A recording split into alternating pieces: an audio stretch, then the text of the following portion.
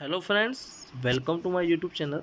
आज इस वीडियो में एनसीईआरटी क्लास 12 सब्जेक्ट इंग्लिश में जो फ्लेमिंगो बुक उसके चैप्टर नंबर 7 के पार्ट सेकंड को हम कवर करने जा रहे हैं। पार्ट 1 हमने ऑलरेडी कवर कर लिया है। अगर आपने वीडियो नहीं देखा है तो लिंक डिस्क्रिप्शन बॉक्स में दिया हुआ है, आप वहाँ से देख सकते हैं। पार्ट 1 में हमने इंटरव्यू को लेकर जो डिफरेंट सेलिब्रिटीज़ की जो ओपिनियंस है उसको समझा था। कुछ जो सेलिब्रिटीज़ हैं वह इंटरव्यू को एक पावरफुल मीडियम ऑफ कम्युनिकेशन मानते हैं, एंड जो इंटरव्यू होता है उसके पास ऐसा कंसिडर किया जाता है कि एक ग्रेट पावर होती है। वह इन्फ्लुएंसर होता है और अपने क्वेश्चन से जो इंटरव्यू से उससे कई सारे ट्रुथ को रिवेल करवा सकता है। एंड कई सारे सेलिब्रिटीज़ हैं वह इंटरव्यू को नेगेटिव मानते हैं, उसको क्रिटिसाइज़ करते हैं, एक हॉरर मानते हैं, एक डर मानते हैं, और कहने का मतलब है वह इंटरव्यू को अवॉइड करना चाहते हैं। अब यहाँ पे हम इंटरव्यू की इम्पोर्टेंस को समझने के लिए एक इंटरव्यू यहाँ पे दिया हुआ है जिसको हम कवर करने जा रहे हैं। तो विदाउट एनी डिले हम पार्ट 2 को शुरू करेंगे। आपने पार्ट 1 नहीं देखा है तो लिंक आप डिस्क्रिप्शन बॉक्स में दिया हुआ है, आप वहाँ से कर सकते हैं। तो शुरू करते हैं। आई एम ए प्रोफेसर, मैं एक प्राध्यापक हूँ हु राइट्स नॉवेल्स, जो उपन्यासों को लिखता है ऑन संडेज, रविवार के दिन, छुट्टी के दिन, Umberto Eco. The following is an extract, यह जो हम पढ़ रहे हैं फॉलोइंग जो दिया हुआ है इंटरव्यू इज़ एन एक्सट्रैक्ट, ये एक हिस्सा है फ्रॉम एन इंटरव्यू, एक इंटरव्यू का, साक्षात्कार का, ऑफ अम्बर्टो इको का है। The interviewer is Mukund Padmanabhan, जो इंटरव्यूअर है जो रिपोर्टर है वह मुकुंद पद्मनाभन है, फ्रॉम द हिंदू से। Umberto Eco is a professor, वह एक प्राध्यापक हैं at the university of Bologna in Italy, Italy में बोलोग्ना यूनिवर्सिटी के विश्वविद्यालय के।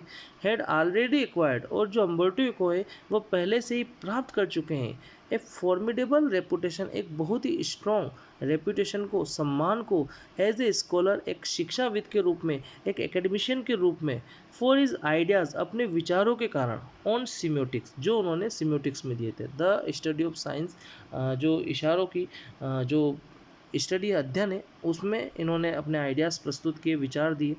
लिटरेरी इंटरप्रिटेशन, साहित्यिक व्याख्याएं इनके द्वारा की गई।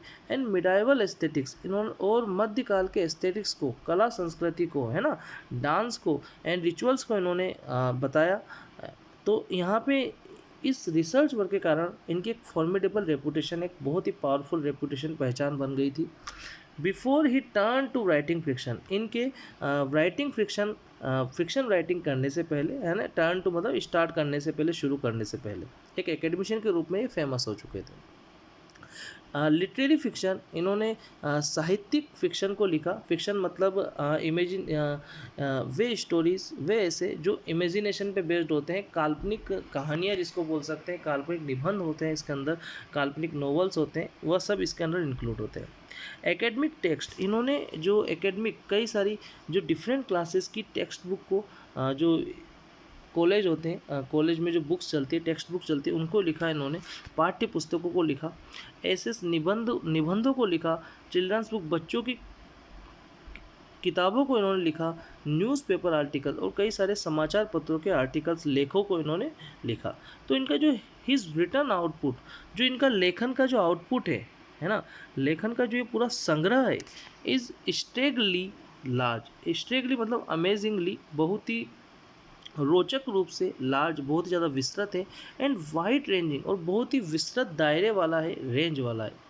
इन 1980 1980 में ही acquired the equivalent of intellectual superstar, उन्होंने प्राप्त कर लिया था, इक्विवेलेंट मतलब बराबरी प्राप्त कर ली थी, इंटेलेक्चुअल सुपरस्टारडम, बौद्धिक प्रसिद्धि इनको मिल चुकी थी, विद द पब्लिकेशन, संपादन से, द नेम ऑफ द रोज के संपादन से, विच सोल्ड मोर, जो बिका था, है ना, जो बिका था, जो उपन्यास बिका था, मोर देन 10 मिलियंस कॉपीज, उस उपन्यास की 10 मिलियन मतलब 10 इंटू 10 100 लैक्स मतलब 1 करोड़ प्रतियां बिकी थी। तो ये तो एक एग्जाम्पल था, एक इंट्रोडक्शन था इंटरव्यू का, अम्बर्टो इको का। अब मुकुंद हैं जो इंटरव्यूअर हैं, वह अपना क्वेश्चन राइज करते हैं कि इंग्लिश नॉवेलिस्ट, जो अंग्रेज उपन्यासकार हैं, एंड एकेडमिक और शिक्षाविद हैं, डेविड लॉज वंस रिमार्क, उन्होंने एक बार टिप्पणी की थी कि आई कांट अंडरस्टैंड, मैं नहीं समझ सकता हूँ कि how one man can do all the things he does, कि कैसे एक आदमी सभी चीज़ें कर सकता है, ही डज, जैसे कि इको करते हैं। कहने का मतलब इको एक एकेडमिशियन भी है ना। इसके अलावा वो एक राइटर भी हैं। राइटर में भी उन्होंने वो स्टोरीज़ को लिखते हैं, ऐसे को लिखते हैं, चिल्ड्रंस बुक को लिखते हैं, इसके अलावा टेक्स्ट बुक को, पाठ्य पुस्तकों को लिखते हैं। तो उनका जो राइटिंग वर्क इतना विस्तृत है, तो ये एक साथ इतना काम कैसे कर लेते हैं। तो अम्बर्टो इको यहाँ पे बोलते हैं कि मैं भी हो सकता है कि आई गिव द इम्प्रेशन, मैं ऐसा प्रभाव देता हूँ कि ऑफ डूइंग मैनी थिंग्स, कई सारे काम करने का, and but in the end, लेकिन अंत में आई एम कन्विंस्ड, मैं ऐसा मानता हूँ कि I am always doing the same thing, कि मैं हमेशा सेम थिंग, एक ही काम कर रहा होता हूँ। मैंने मतलब मेरी सारी राइटिंग में मैं एक ही वर्क करता हूँ। तो मुकुंद विच इज़, कौन सा काम।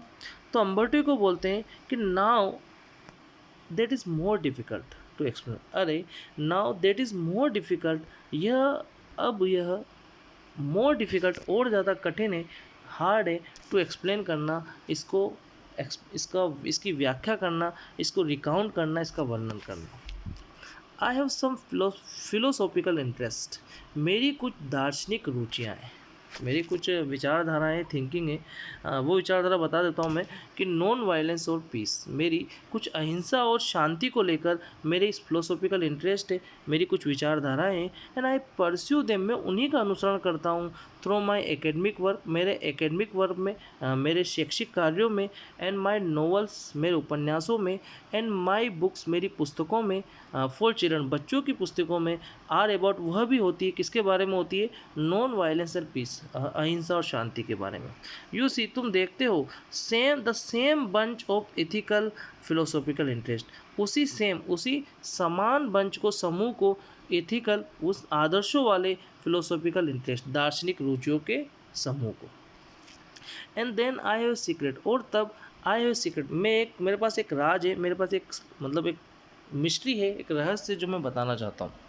डिड यू नो, क्या तुम जानते हो कि वाट विल हैपन, कि क्या होगा, इफ़ यू एलिमिनेट, यदि तुम एलिमिनेट कर दो, डिलीट कर दो, रिमूव कर दो, हटा दो, द एम्प्टी स्पेस, सभी खाली जगहों को, फ्रॉम द यूनिवर्स, इस ब्रह्मांड से, and eliminate the empty space in all the atoms, और उन सभी खाली स्थानों को एलिमिनेट कर दो, रिमूव कर दो, इन ऑल द एटम्स, सारे कणों से, सारे परमाणु से। तो क्या होगा कि the universe will become as big as my fist, तो ये यूनिवर्स, ये पूरा ब्रह्मांड इतना बड़ा हो जाएगा जितना माई फिस्ट, मेरी मुट्ठी है। Means the universe will become compact, universe जो है पूरा ब्रह्मांड है और ज़्यादा कॉम्पैक्ट हो जाएगा, और ज़्यादा सॉलिड हो जाएगा, एंड स्मॉल हो जाएगा।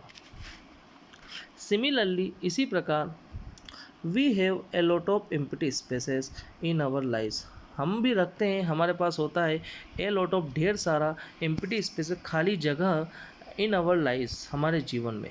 आई कॉल देम, मैं उनको कहता हूँ इंटरस्टिसेस, इंटरस्टिस मतलब था फ्री टाइम, खाली समय, एंड से, कहो, जैसे कि यू आर कमिंग, जैसे हम ये कहें कि you are coming over to my place, तुम आ रहे हो, आप आ रहे हो, टू माई प्लेस, मेरे घर पर, मेरी जगह पर, and you are in an elevator, आप एक एलिवेटर में, एक लिफ्ट में हो, and while you are coming up, जबकि आप आ रहे हो ऊपर, I am waiting for you, मैं आपका इंतज़ार कर रहा हूँ, and this is an interest, और यह एक खाली समय है, फ्री टाइम है, एन एम्प्टी स्पेस, एक खाली जगह है, and I work in empty space, और मैं इस खाली जगह में, मीन्स फ्री टाइम में क्या करता हूँ, वर्क करता हूँ।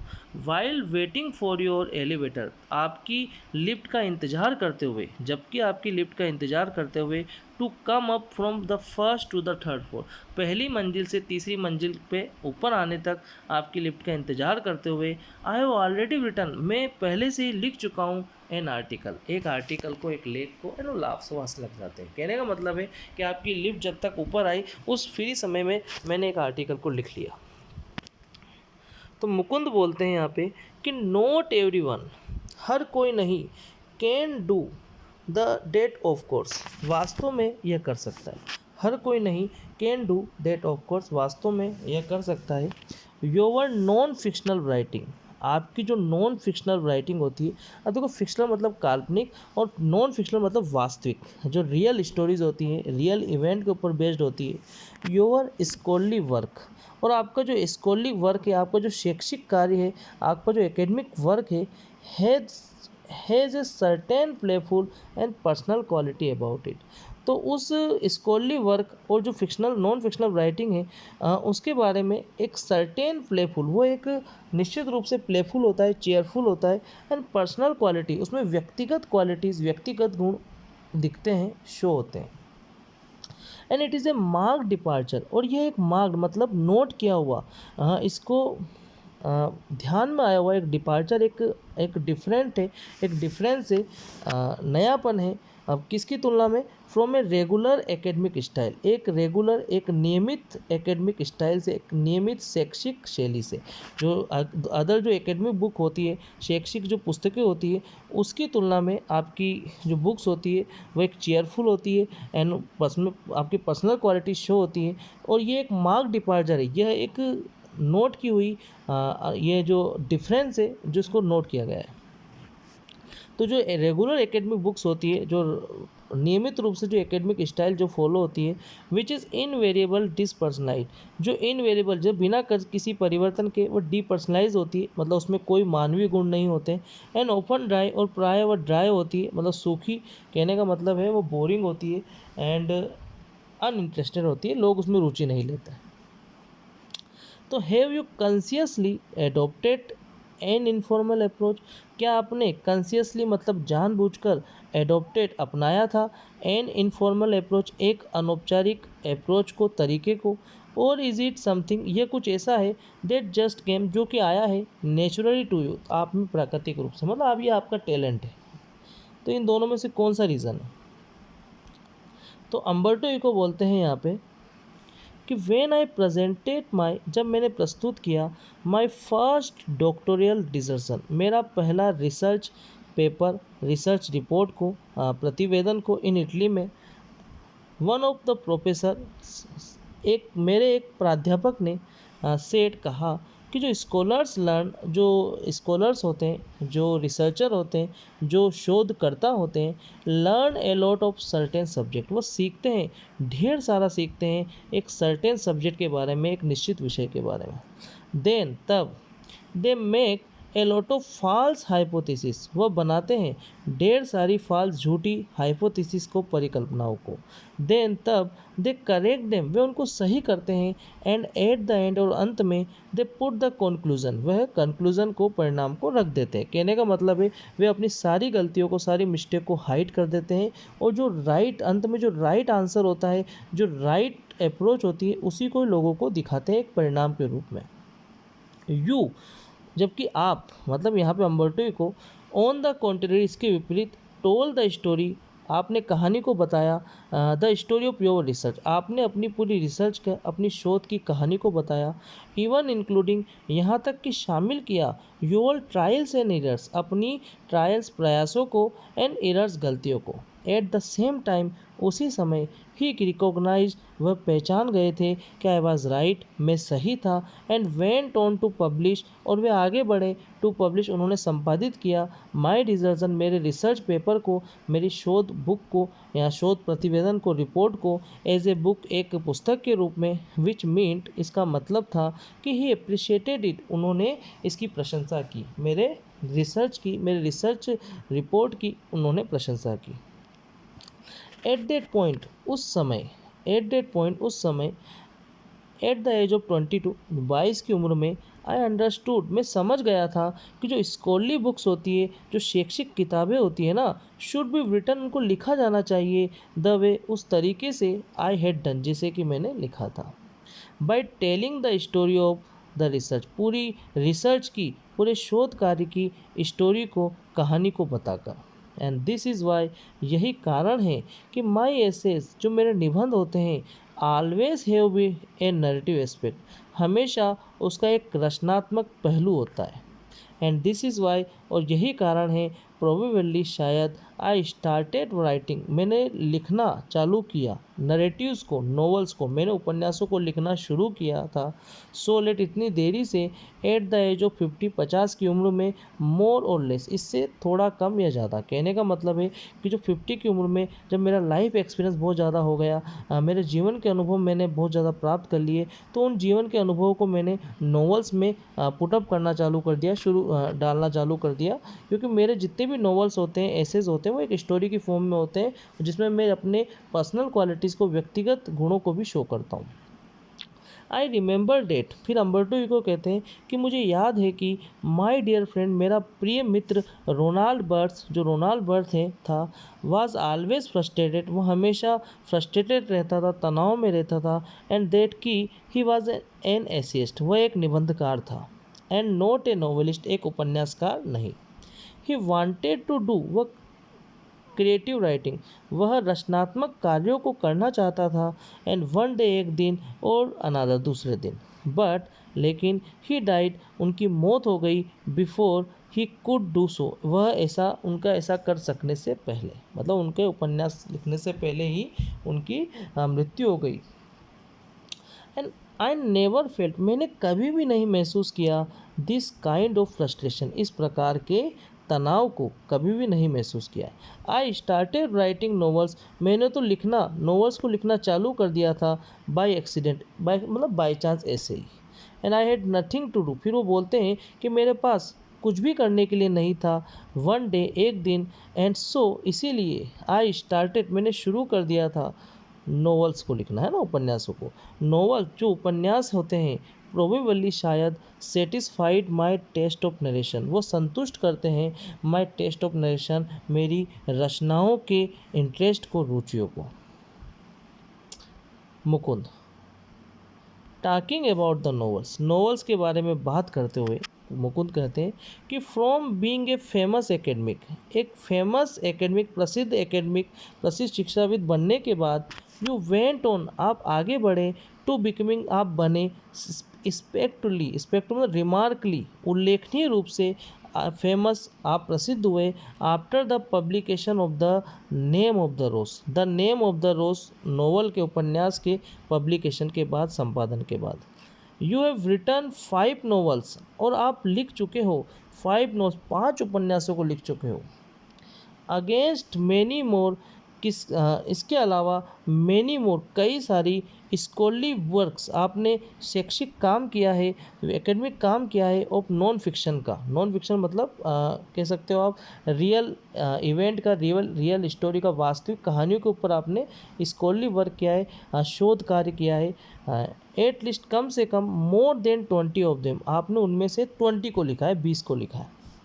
तो अम्बर्टो को बोलते हैं ओवर 40, नहीं, मैंने 40 से ऊपर नॉन फिक्शन राइटिंग की है। तो मुकुंद बोलते हैं कि ओवर 40 मतलब 40 से ज़्यादा, एमंग देम, और उसके बीच, ए सेमिनल, एक बहुत ही इम्प्रेसिव, बहुत ही प्रभावशाली पीस ऑफ वर्क आपने कार्य किया ऑन सिम्योटिक्स, साइन लैंग्वेज के ऊपर। लेकिन मतलब आपने, आपके नॉवेल्स के अलावा नॉन फिक्शन भी आपने 40 से ज़्यादा नॉन फिक्शन लिखे, इसके अलावा आपने साइन लैंग्वेज को में भी वर्क आपने किया है। बट, लेकिन, आस्क मोस्ट पीपल, हम अधिकतर लोगों से पूछते हैं, अबाउट अम्बर्टो इको के बारे में, एंड दे विल से, ये वह यही कहेंगे कि ओह, अरे, ही इज़ द नॉवेलिस्ट, वह तो एक उपन्यासकार है। डज दैट बोदर यू, क्या ये आपको परेशान करता है कि you are a famous academician and you have done many non fictional writing, आपने नॉन फिक्शनल राइटिंग को भी करा है, आपने सीमियोटिक्स के ऊपर रिसर्च को भी करा है, तब भी आपको लोग एक नॉवेलिस्ट के रूप में जानते हैं, और वह भी कब से, जब से आपने पब्लिश किया था द नेम ऑफ द रोज, उसके बाद आपकी रिकॉग्नाइजेशन हुआ, आपकी पहचान बनी। तो डज दैट बोदर यू, क्या ये आपको परेशान करता है, ये बात आपको परेशान करती है? तो अम्बर्टो को कहते हैं यस, हाँ, बिकॉज, क्योंकि, आई कंसिडर माई सेल्फ, मैं खुद को मानता हूँ, ए यूनिवर्सिटी प्रोफेसर, एक विश्वविद्यालय का प्राध्यापक मानता हूँ, हु राइट्स, जो नॉवेल्स को लिखता है, ऑन संडे, छुट्टी के दिन, इट्स नॉट ए जोक, और ये मजाक नहीं है। आई पार्टिसिपेट, मैं हिस्सा लेता हूँ इन एकेडमिक कॉन्फ्रेंस, सेकेंड जो शैक्षिक मीटिंग्स होती है उनमें, एंड नोट मीटिंग्स, और उन मुलाकातों में नहीं, कौन सी मुलाकातों में, और पेन क्लब्स, जो पेन क्लब्स में होती है, एंड राइटर, जो लेखकों की भी होती है। कहने का मतलब मैं अपने आप को कंसिडर करता हूँ एज ए एकेडमिशियन, एक शैक्षिक पर्सन, ना कि एक राइटर। एंड आई आइडेंटिफाई, मैं पहचानता हूँ माई सेल्फ, खुद को, विद द एकेडमिक कम्युनिटी, इस शैक्षिक समुदाय में, ना कि राइटर कम्युनिटी में, लेखकों के समुदाय में। बट लेकिन ओके चलो ठीक है, इफ़ दे, यदि वे, यानी मोस्ट, अधिकतर लोग जो मेरे रीडर्स हैं, हैव रीड ओनली, केवल वे पढ़ते हैं, द नॉवेल्स, उपन्यासों को, फिर वो ऐसा ऐसा इस बात को कहते हुए लाभ हंसते हैं, कौन, अम्बर्टो को हंसते हैं, थोड़ा श्रग्स करते हैं, मतलब अपने शोल्डर्स को लिफ्ट करते हैं। आई नो, मैं जानता हूँ कि बाय राइटिंग नॉवेल्स, कि उपन्यासों को लिखकर ही, आई रीच, मैं पहुँचा हूँ, ए लार्ज ऑडियंस, एक लार्जर, एक बहुत ही बड़ी ऑडियंस के पास, कहने का मतलब है रीडर्स के पास मैं पहुँचा हूँ। आई कैन नॉट एक्सपेक्ट, और मैं आशा नहीं कर सकता हूँ कि टू हैव 1 मिलियन रीडर, कि मेरे लगभग 1 मिलियन मीन्स 10 लाख रीडर्स होंगे, पाठक होंगे, विद स्टफ ऑफ सीमियोटिक्स, इस सीमियोटिक्स की, जो साइन लैंग्वेज की स्टफ से, रिसर्च से। कहने का मतलब जो मेरी पहचान बनी है ना, मास पीपल लोग, मतलब बहुत ही ज़्यादा लोगों में, नॉवल से बनी है, ना कि मेरे एकेडमिक वर्क से। तो मुकुंद बोलते हैं यहाँ पे कि विच ब्रिंग्स, यही जो बात है ना मुझे लाती है, विच ब्रिंग्स में, जो मुझे लाती है, टू माई नेक्स्ट क्वेश्चन, मेरे अगले प्रश्न पर। द नेम ऑफ द रोज, जो नेम ऑफ द रोज है, is a very serious novel, एक बहुत ही गंभीर नॉवल है, उपन्यास है। इट्स ए डिटेक्टिव यार्न, ये एक सस्पेंस वाला यार्न है, स्टोरी है। एट वन लेवल, एक स्तर पर, कि एक स्तर तक, एक स्तर से हम देखें, वन लेवल से देखें तो एक डिटेक्टिव यार्न है। यह एक खोज वाली, एक शोध वाली, एक संदेहप्रद, एक सस्पेंस वाली क्या है, एक स्टोरी है, एट वन लेवल, एक स्तर पर। एंड बट इट आल्सो डिलीव्स, इसमें आपने उड़ेला है, शामिल किया है, मेटाफिजिक्स, मेटाफिजिक्स मतलब the existence, the study of existence of the world, संसार के अस्तित्व को आपने बताया है। Theology, the study of God को बताया है। एंड मिडाइवल हिस्ट्री, मध्यकाल के इतिहास को बताया है। यट फिर भी आई इन्जॉयड, इसको इन्जॉय किया गया, पसंद किया गया। इट लाइक, इसको पसंद किया गया। ए ह्यूज मास ऑडियंस, एक बहुत ही बड़ी ऑडियंस ने, श्रोताओं ने, रीडर्स ने। तो वे were you puzzled at all by this, क्या आप इससे कंफ्यूज हो, पजल्ड हो कि क्यों मेरी बुक की, जो एक सीरियस बुक है, उसकी इतनी ज़्यादा कॉपीज़ कैसे सोल्ड आउट हुई है ना, वो कैसे बिकी। तो अम्बर्टो को कहते हैं नो, नहीं।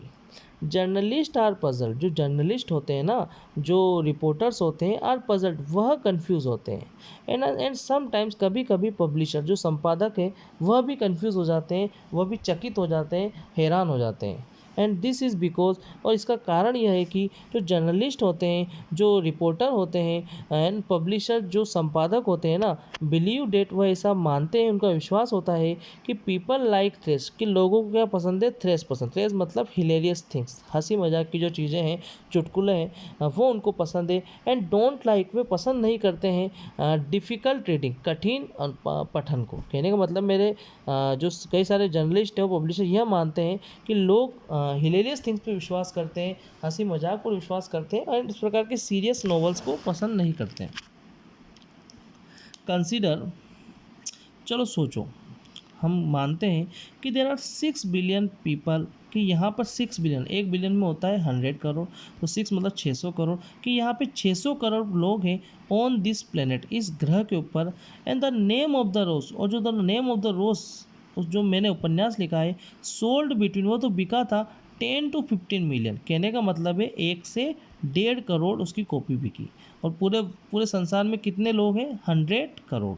तो सो इन ए वे, इस तरीके से तो आई रीच, मैं तो पहुंचा हूँ, only A small percentage of reader, कुछ ही प्रतिशत रीडर्स के पास मेरी बात पहुँची। कहने का मतलब उनसे मेरी पहचान बनी है। बट इट इज़ एग्जैक्टली, लेकिन अगर ये एग्जैक्टली वास्तविक रूप से, दिस काइंड्स ऑफ रीडर, वे उस प्रकार के पाठक हैं, वो डोंट वांट, जो नहीं चाहते हैं, ईजी एक्सपीरियंसेस, आसान अनुभव को, और एट लीस्ट कम से कम डोंट ऑलवेज, वे हमेशा नहीं चाहते हैं इसको, मतलब पूरे दिन इसको नहीं चाहते, वह कुछ समय के लिए पढ़ना चाहते हैं, डिटेक थोड़ी नॉन कह सकते नॉट ईजी एक्सपीरियंस को, आसान अनुभव को, जो आसान अनुभव आसान नहीं है वो उनको पढ़ना पसंद करते हैं, पूरे समय नहीं कुछ समय के लिए।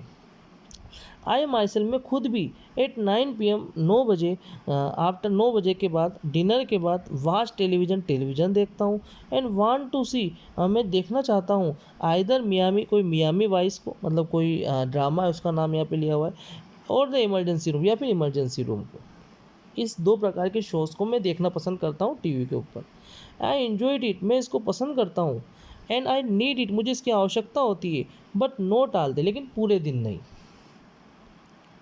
तो मुकुंद बोलते हैं कि could the huge success of the novels, कि आपको जो ह्यूज सक्सेस, जो बहुत ही बड़ी सफलता मिली है आपकी नॉवल की, आपके उपन्यास की, हैव एनीथिंग टू डू, क्या इसका कुछ लेना देना है विद द फैक्ट, इस तथ्य से, इट डील्ड, कि यह डील्ड करती है, इसमें शामिल किया गया है with a period of medieval history, एक समय आपने बताया है, पीरियड मतलब आपने कुछ इसमें डिस्कस किया है, किसके बारे में, मध्यकाल के इतिहास के बारे में।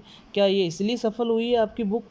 तो अम्बर्टो इको बोलते हैं डेट्स पॉसिबल, यह संभव हो सकता है, but let me tell you, लेकिन मुझे तुम्हें बताने दो, लेट मी टेल यू, मुझे तुम्हें बताने दो कि अनदर स्टोरी, दूसरी कहानी को, बिकॉज, क्योंकि आई ऑफन टेल स्टोरीज, मैं प्राय कहानी बताता हूँ लाइक ए चाइनीज़ वाइसमैन, एक चाइनीज़ बुद्धिमान व्यक्ति की तरह। कहने का मतलब है कि जो भी मैं कहानी बताता हूँ वह उसमें आप इंटरप्रेट कर सकते हो आपके आंसर्स को। मैं अमेरिकन पब्लिशर, जो मेरे अमेरिका के जो पब्लिशर थे ना, सेठ, उन्होंने कहा था कि while she loved my book, कि जबकि उसको मेरी बुक पसंद थी, उसने क्या कहा कि शी डिडंट एक्सपेक्ट, कि उन्होंने आशा नहीं की थी, डिड नॉट एक्सपेक्ट, उन्होंने आशा नहीं की थी कि टू सेल, बिकने की, मोर देन 3000 कॉपीज़, 3000 से ज़्यादा कॉपी की, मतलब उन्होंने आशा नहीं की थी कि इस बुक की, मेरे नॉवल की 3000 कॉपी से ज़्यादा बिकेगी। इन ए कंट्री, एक ऐसे देश में, वह जहाँ पर nobody has seen the एक कैथेड्रल, किसी ने नहीं देखा था एक कैथेड्रल, मतलब चर्च के रीति रिवाजों को, और स्टडीज़ लैटिन, और किसी ने लैटिन भाषा को नहीं पढ़ा था। सो आई वॉज गिवन, इसलिए मुझे दिया गया था एन एडवांस, एक भुगतान दिया गया था फॉर 3000 कॉपीज़, 3000 कॉपीज़ का, है ना, प्रतियों का। बट इन द एंड, लेकिन अंत में, इट्स सोल्ड, यह बुकी मेरा नॉवेल्स बिका 2 to 3 मिलियन, लगभग 20 से 30 लाख, 20 to 30 लैक्स इसकी प्रतियां बिकी, इसकी कॉपी सोल्ड हुई, बिकी कहाँ पे, इन द US, अमेरिका में।